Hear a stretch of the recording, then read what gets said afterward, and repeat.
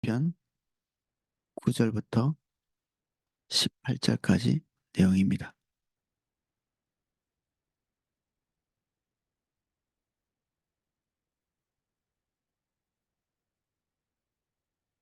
제가 내용을 읽어보겠습니다.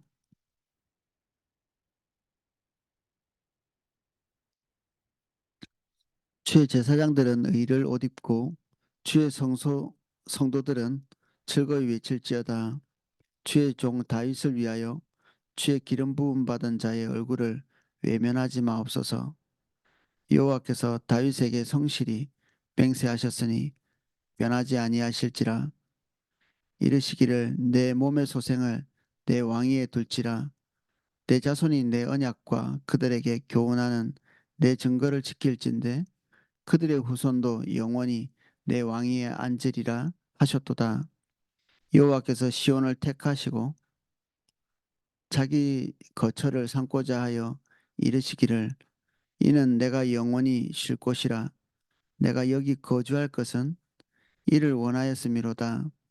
내가 이 성의 식료품에 풍족히 복을 주고 떡으로 그 빈민을 만족하게 하리로다.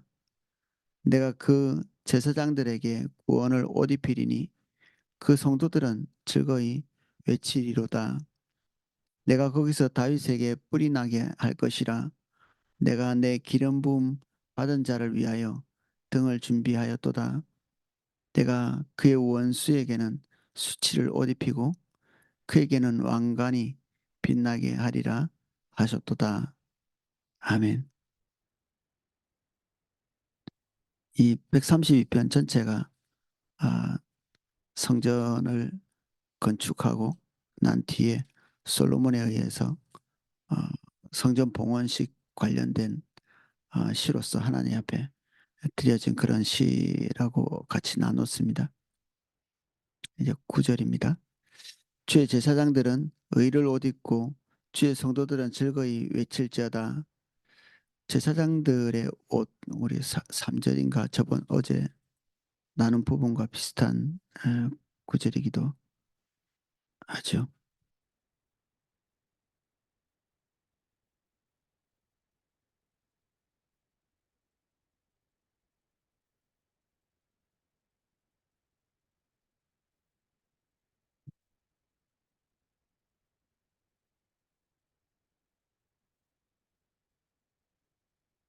아, 이 뒤에 절하고 제가 헷갈렸네요.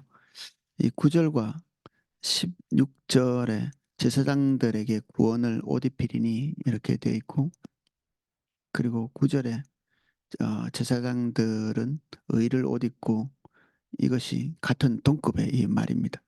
하나님의 제사장들이 하나님 앞에 의를 옷 입고 나아가는 것 제사장들도 의로운 자이면 좋지만 백성들을 대표해서 나갈 때 다 백성들의 죄를 속죄하고 나가는데 그런데 제사장 본인을 위해서도 어, 따로 속죄를 하거든요. 그래 한 개인이 하나님 앞에 속죄하고 그리고 백성들의 속죄의 피를 가지고 다시 나아가는 이 하나님 앞에서 제사장이 의의 옷을 입는다 이렇게 할 때 그의 행실이 정말 깨끗하고 온전하고 완전해서 이 백성들의 죄를 지고 갈 때 본인의 죄만큼은 문제가 되지 않아야 되는데 그것이 문제가 될 만한 사람이기 때문에 스스로를 위해서도 어, 어, 소를 어, 잡아서 속죄를 하는 그런 일이 있죠.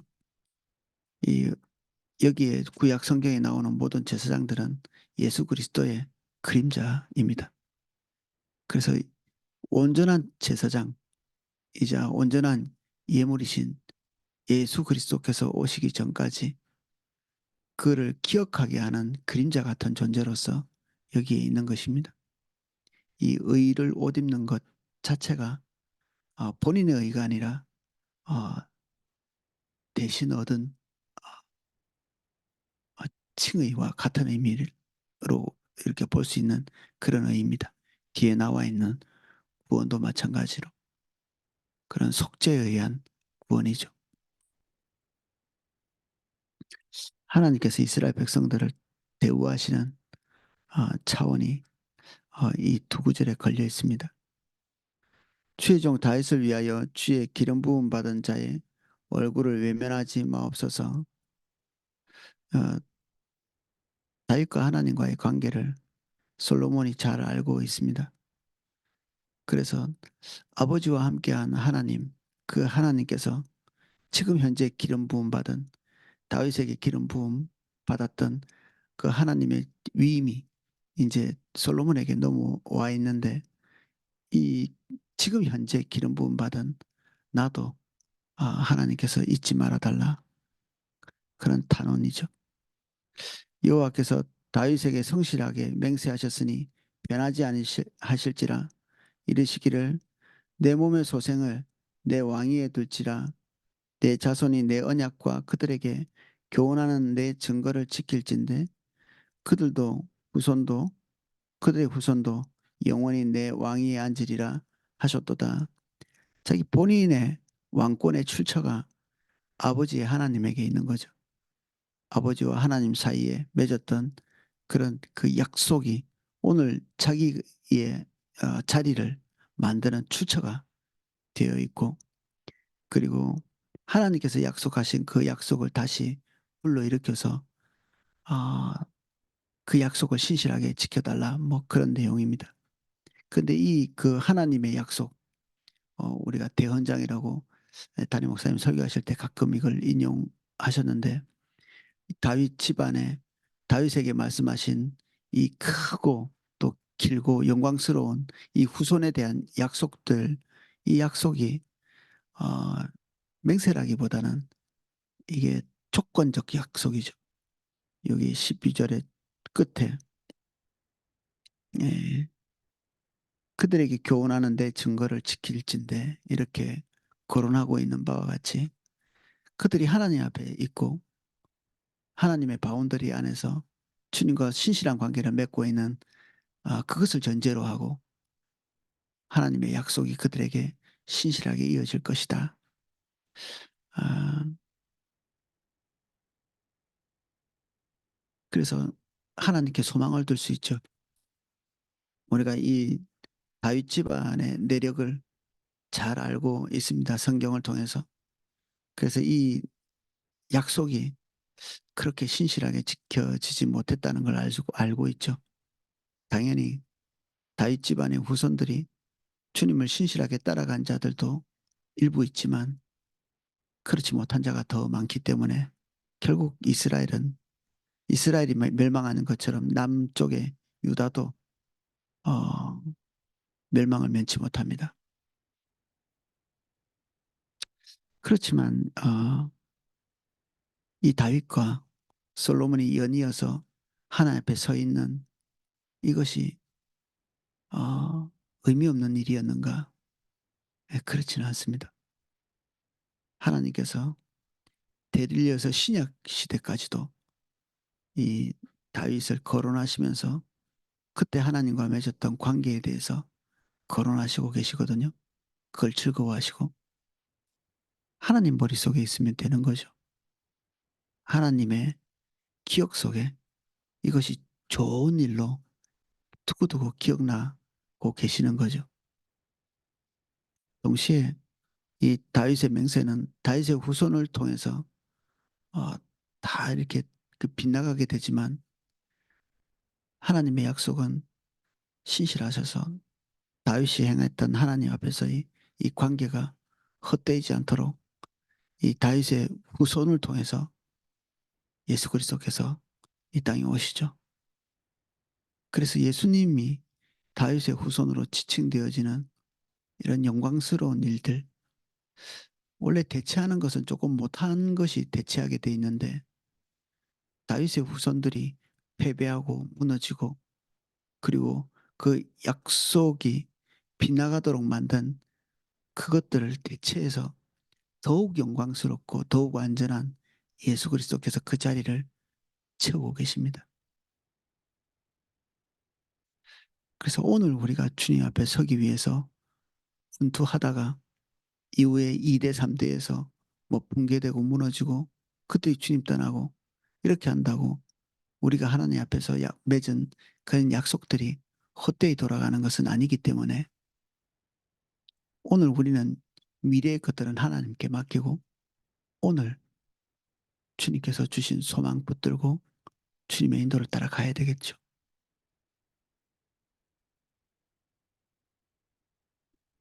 여호와께서 시온을 택하시고 자기 거처를 삼고자 하여 이르시기를 이는 내가 영원히 쉴 곳이라 내가 여기 거주할 것은 이를 원하였음이로다. 하나님께서 어디 특정한 장소에 머물러 계신다. 아, 하나님의 편재가 있죠. 하나님은 이 세상, 이 우주 어떤 곳에든지 자기가 원하시는 곳에 계실 수 있습니다. 모든 곳에 계시고 딱이 짐 시온 예루살렘에 영원히 이 자리에만 머물겠다. 뭐 하나님의 그 전지전능함을 볼 때 이건 굉장히 작은 일이죠. 그런데 이 편재에 하나님께서 자기가 작정하신 곳에 주목하시고 작정하신 그 장소에 있기를 원하신다면 또한 그렇게 하시는 거죠. 우리가 있는 장소가 그렇게 되면 좋겠죠.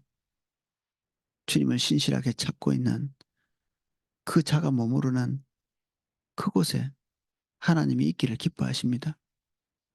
하나님은 이스라엘 백성의 예배 가운데 계신다고 이렇게 말씀하고 계시잖아요. 주님을 높이고 주님의 주도권에 자신의 삶을 맡기고 있는 그 사람이 머물러 있는 곳, 그러한 사람들이 모여 있는 곳, 그리고 예수 그리스도 안에 있는 우리에게 주님 와서 거주하시고 임재해 계십니다.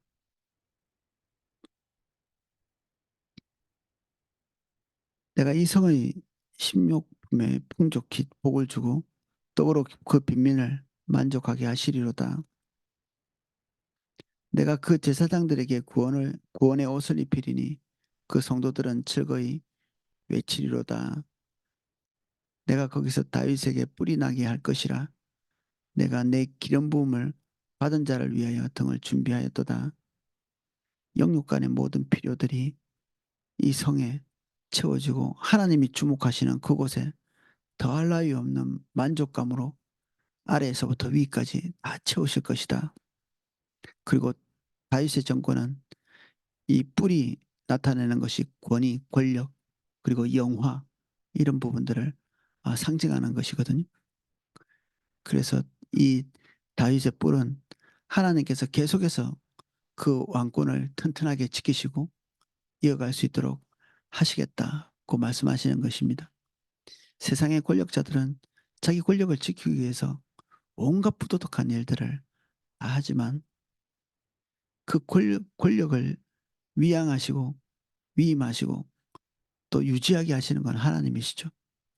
언제든지 그 그릇이 부족하면 내려지고 그 또는 또 다른 사람에게 주어지기도 하고 그렇죠. 다윗은 그런 부분들을 잘 인식한 사람입니다.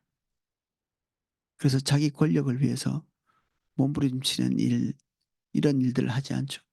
그래서 압살롬이 반역을 일으켜서 어, 백성들을 모으고 있을 때 그가 맨발로 그 왕궁을 스스로 떠나는 그런 일들도 하게 됩니다.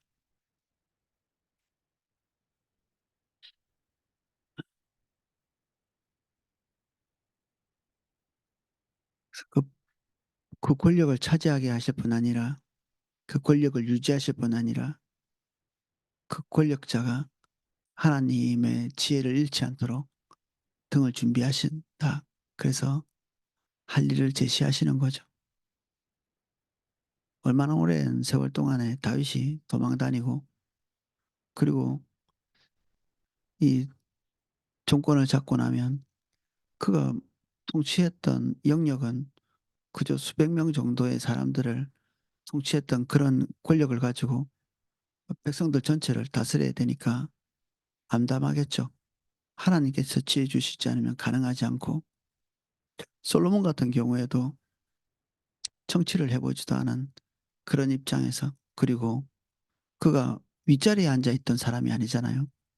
어떤 의미에서는 아도니아나 압살롬이 그 자리에 합당한 위치였다고도 볼 수 있는데 하나님께서 제일 말단에 형제 가운데 말단에 있던 솔로몬을 왕위로 삼겠다고 말씀하셔서 그는 가족 안에서도 뒤쪽에 있고 그의 아버지인 다윗도 가족 안에서도 지도력을 발휘하지 못했던 그런 사람을 들어서 어 그러니까 뭐 싹부터 알아본다는 그런 말이 무색하게도 사실 자질이 처음부터 그렇게 충분하지 않았던 사람을 하나님께서 왕위에 세우시고 그럼 그 왕위에 세우실 때 그들의 부족함 때문에 왕위를 이어가지 못할 거냐? 그렇지 않죠. 그 왕위를 이어가는 것은 하나님의 기름 부음, 능력, 은혜로 왕위를 이어나가는 것이지 한 사람의 유능함에 달려 있는 것이 아니죠. 그가 해야 될 것은 그가 가는 길이 주님 말씀에 부합하고 있는가, 그렇지 않은가, 그것에 초점 맞추고 있습니다. 그래서 왕이 해야 될 몇 가지 덕목을 보면 거기에 유능함과 별로 상관없는 덕목들만 나열되어 있는 걸 볼 수 있습니다. 그 아내를 많이 두지 말고, 은금을 많이 두지 말고, 그리고 병마를 많이 두지 말고, 하나님의 말씀을 취하로 열심히 복사해서 읽도록 이 네 가지 당부만 하고 있거든요. 하나님께서 직접적으로 왕에게 말씀하신 것은 딱 그 정도죠. 여기에 통치 기술에 대해서 말한 적도 없고 그리고 학식에 대해서 말한 적도 없고 그리고 뭐 병법에 대해서 말한 적도 없고 그다 실제적인 하나님께서 어 이 이스라엘을 통치하시는 통치자가 본인이시기 때문에 하나님 본인이시기 때문에 이스라엘의 왕은 실제적으로는 실질적 통치자라기보다는 대리자에 불과하죠. 주님께서 어떤 결정을 하시는가 거기에 초점 맞추고 그 말씀대로 어 신실하게 이렇게 순종해 나가는 것 그게 왕이 해야 될 핵심적인 요소이죠. 이것은 모든 그리스도인들에게 다 해당됩니다. 하나님이 자신을 어떤 영역 그것이 솔로몬처럼 국가를 통치하는 그런 국가적 통치 영역일 수도 있고 우리는 한 가정일 수도 있고 또는 나 한 사람일 수도 있고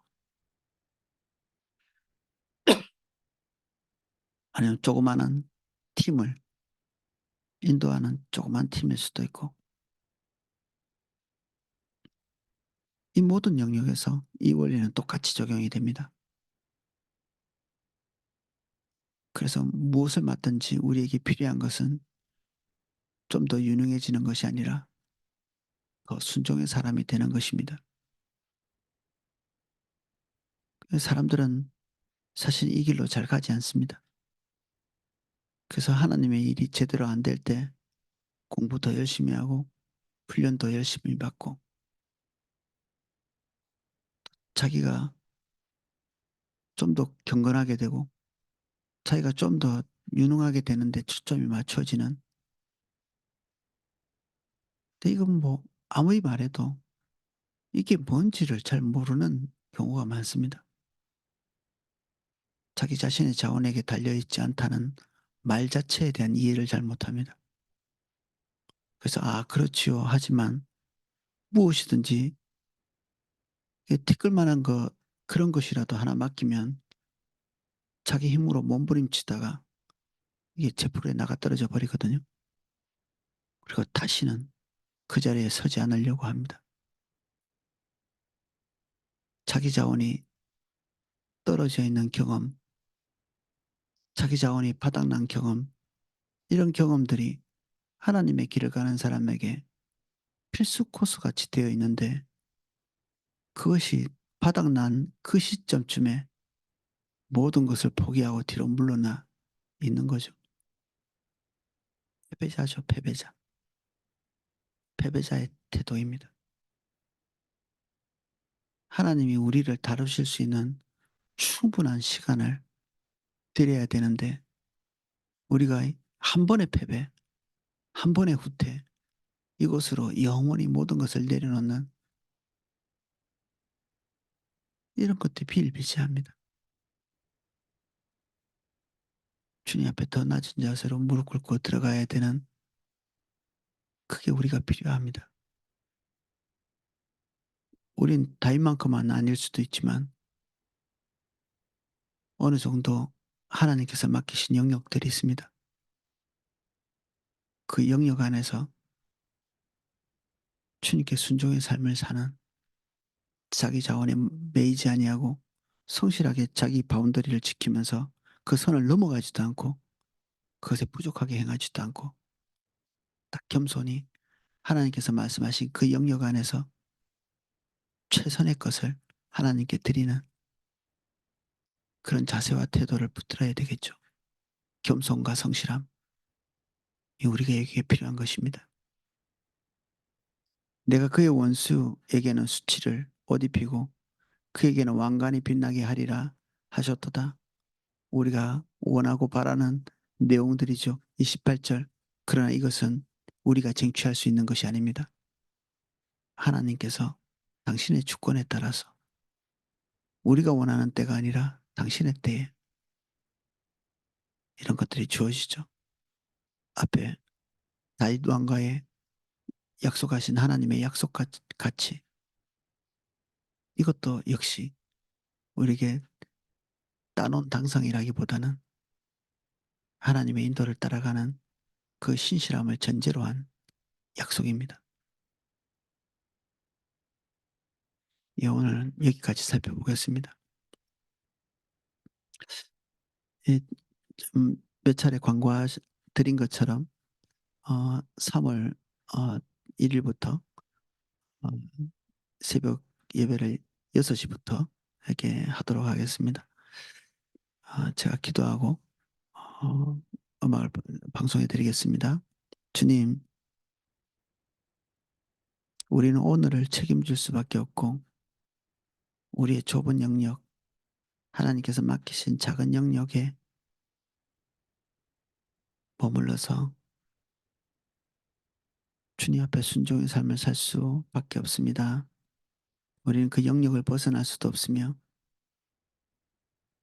우리 영역 안에서 우리의 책임을 또 회피할 수도 없습니다. 우리에게 성실함 주시고 동시에 우리에게 겸손함 주옵소서. 우리가 우리의 자원을 의지하지 않고 우리 맡긴 영역이 주의 것인 줄 알고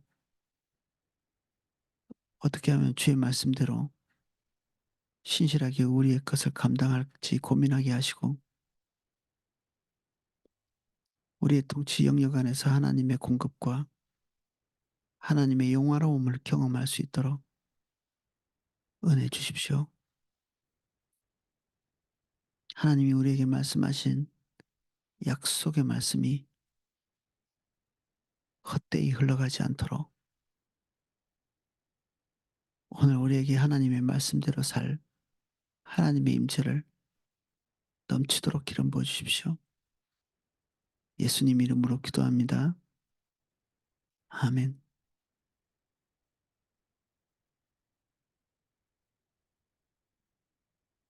예, 각자 기도하실 수 있도록 음악을 방송해 드리겠습니다.